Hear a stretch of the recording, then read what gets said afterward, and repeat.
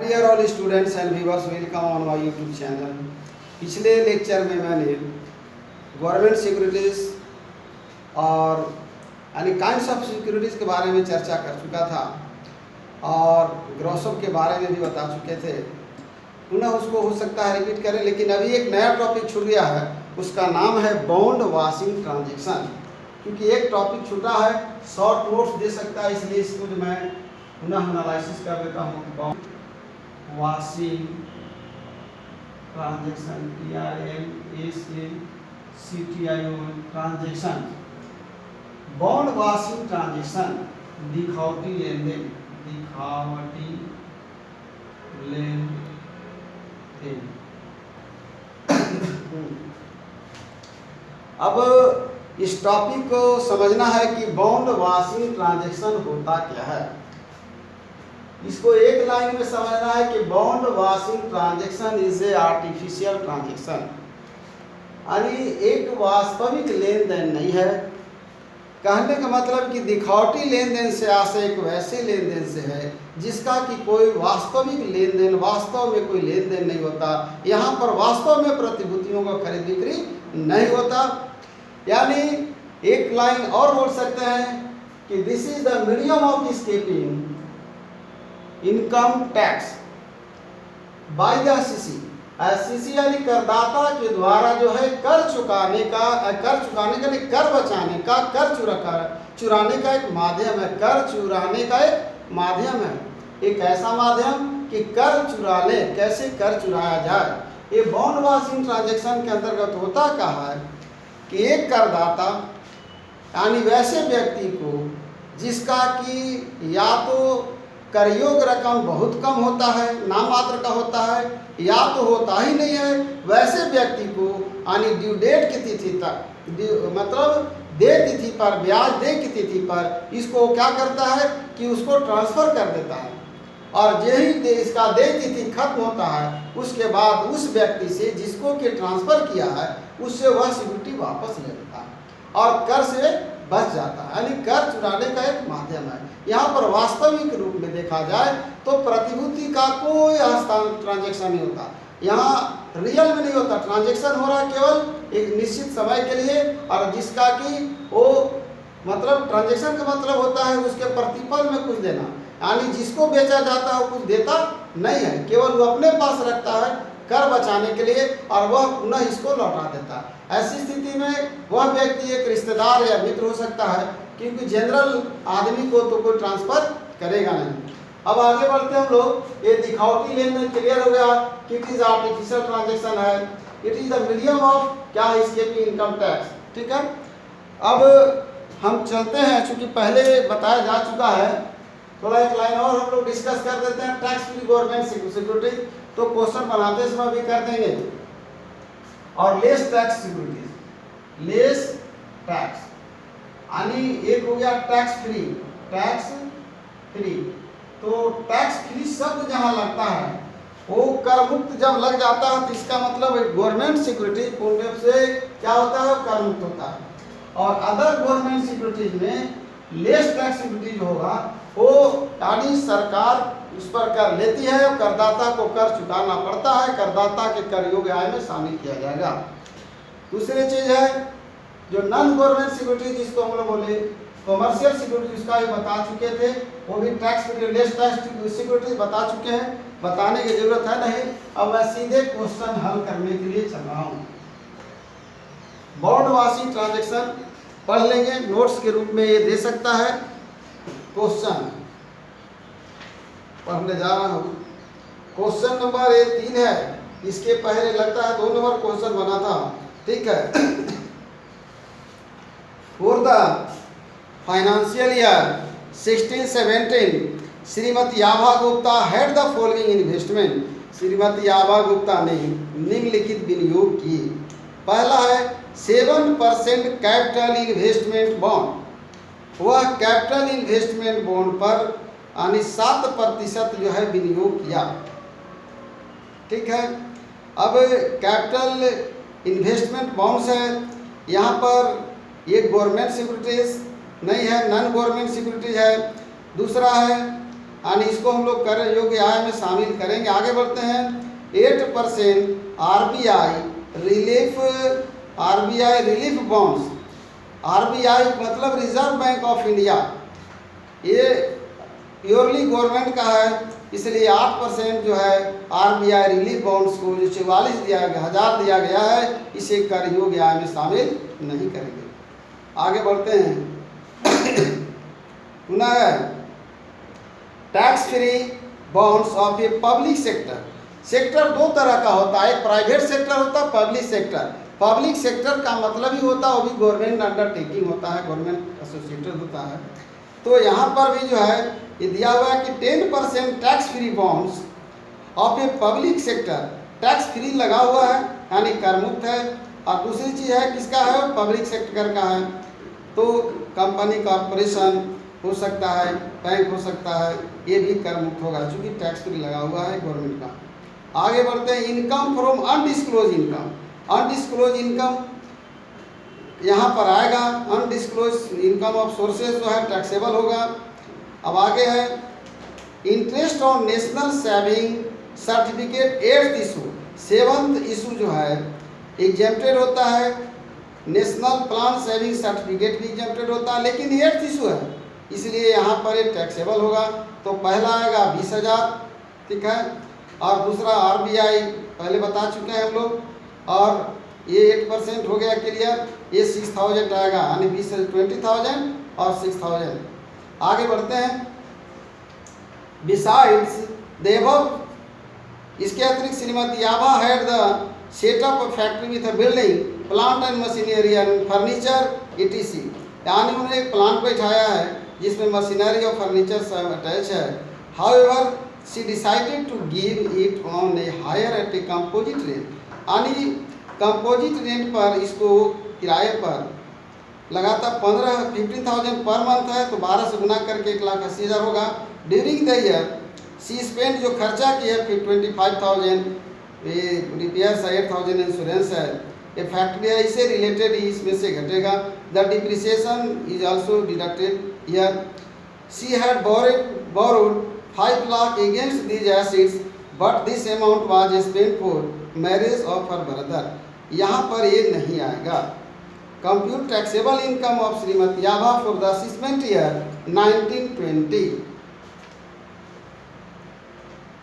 एक लाइन और again repeat करते हैं। For the financial year 1890 Shrimati Abha Gupta had the following investment. इसमें पहला 7% कैपिटल बॉन्ड आएगा, दूसरा आरबीआई नहीं आएगा, टैक्स फ्री गवर्नमेंट सिक्योरिटीज नहीं आएगा, इन अनडिस्क्लोज इनकम आएगा, interest on national saving certificate 8th issue, ये जो है यहाँ पर 6,000 आएगा।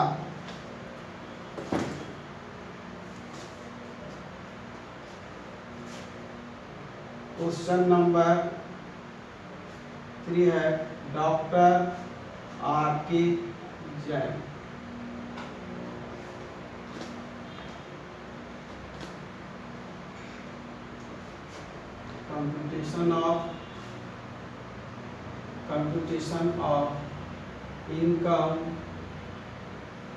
computation of income from other sources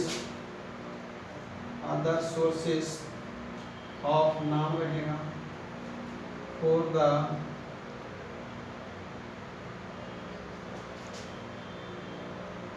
assessment year 1920 रहेगा। कुछ बड़ा लिखेंगे, कुछ लोगों का प्रॉब्लम हो रहा है छोटा लिखने के बाद।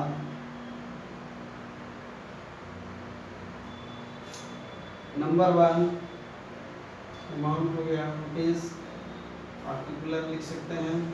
पहला है, पुनः फिर रिपीट करते हुए क्वेश्चन को हल करते हैं। 7% capital investment bonds, 7% capital investment bond, 7% capital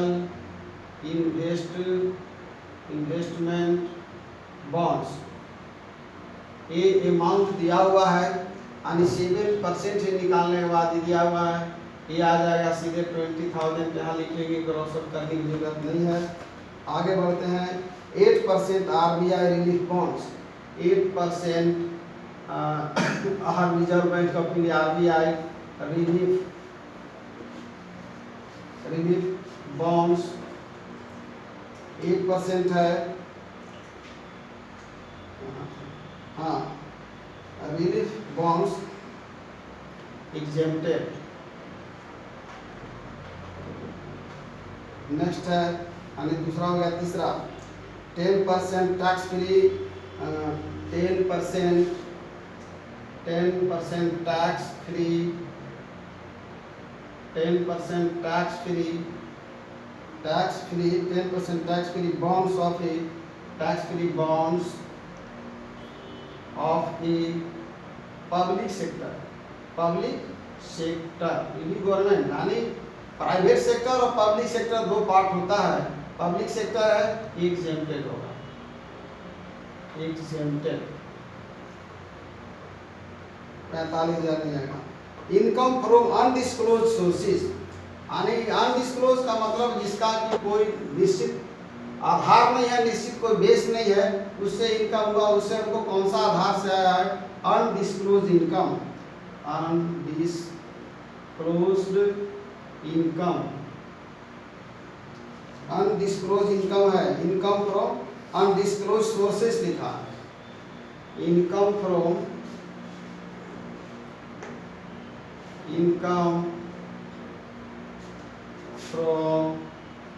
undisclosed sources, साधन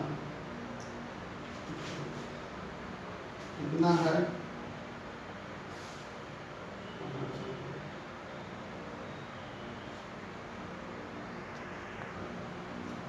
ये हो गया 20,000। अनडिस्क्लोज इनकम हो गया, income from undisclosed sources. Interest on national saving certificate, interest on national saving certificate. 8th issue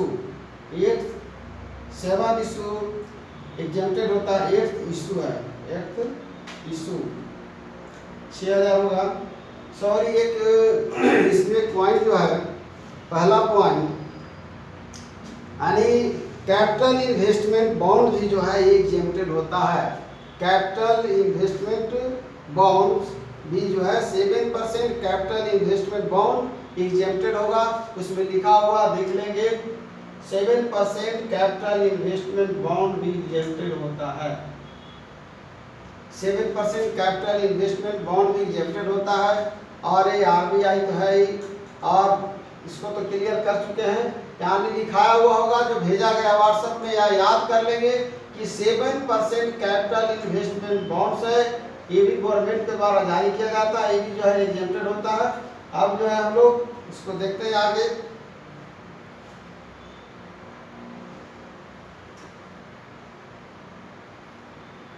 इसके बाद ये हो गया क्लियर। अब नीचे चलते हैं। नीचे की इंफॉर्मेशन में पहले पढ़ चुके हैं कि यहाँ पर कंपोजिट रेंज, ये तो हो गया कंपोजिट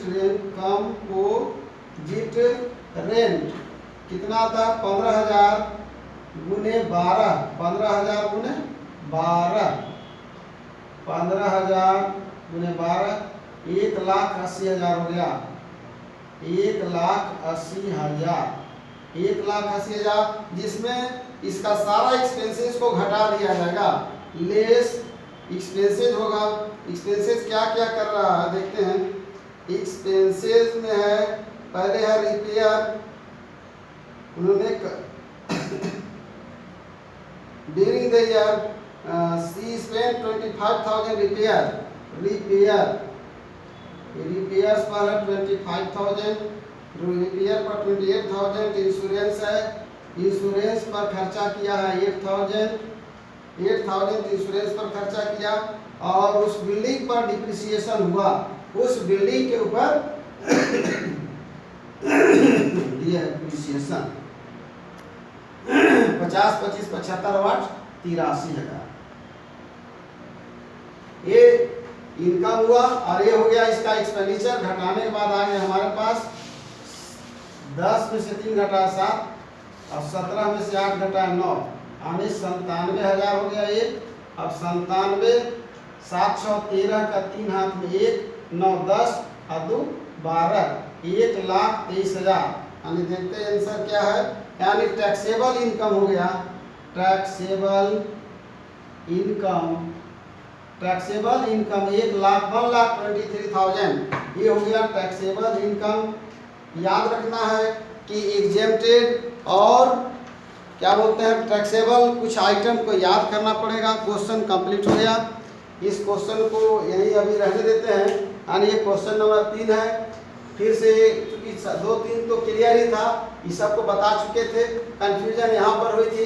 7% भी कैपिटल इन्वेस्टमेंट बॉन्ड जो है ऑलरेडी एग्जेम्प्टेड होता है, ठीक है, और लिस्ट में भी दिया हुआ है सब अंडर सेक्शन 10-15 के तहत। लिस्ट